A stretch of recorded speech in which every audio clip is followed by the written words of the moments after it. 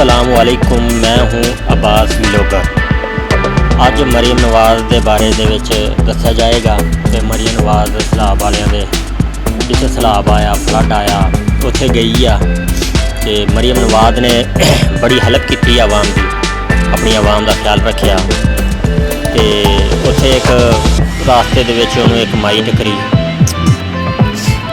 ਬਜ਼ੁਰਗ ਔਰਤ ਸੀ, ਉਹ ਅਮਰੂਦ ਵਗੈਰਾ ਵੇਚਦੀ ਪਈ ਸੀ ਤੇ ਉਹਦੇ ਕੋਲ ਇਹਨੇ ਅਮਰੂਦ ਲਏ। ਮਰੀਮ ਨਵਾਜ਼ ਨੇ, ਵਜ਼ੀਰ ਆਲਾ ਪੰਜਾਬ ਨੇ ਅਮਰੂਦ ਲਏ ਤੇ ਮਹਿੰਗੇ ਰੇਟ ਨਾਲ ਅਮਰੂਦ ਲੈ ਕੇ ਤੇ ਉਹਨੂੰ ਬਹੁਤ ਜ਼ਿਆਦਾ ਪੈਸੇ ਦਿੱਤੇ ਤੇ ਉਹ ਔਰਤ ਜਿਹੜੀ ਸੀ, ਗੁੜੀਆ ਔਰਤ, ਬੜੀ ਖੁਸ਼ ਹੋਈ।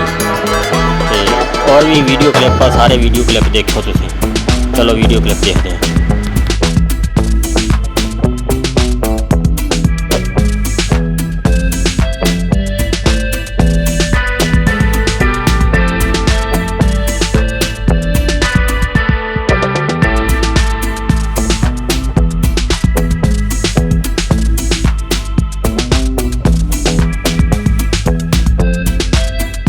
ਮਰੀਮ ਨਵਾਜ਼ ਕਹਿੰਦੀ ਹੈ ਵੀ ਮੈਨੂੰ ਅਮਰੂਦ ਬਹੁਤ ਪਸੰਦ ਆ।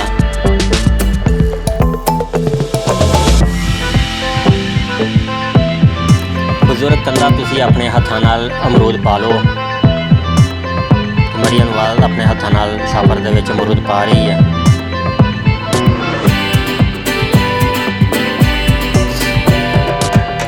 ਮੁੜ ਕੇ ਮਰੀਮ ਨਵਾਜ਼ ਨੇ ਪੈਸੇ ਲਏ।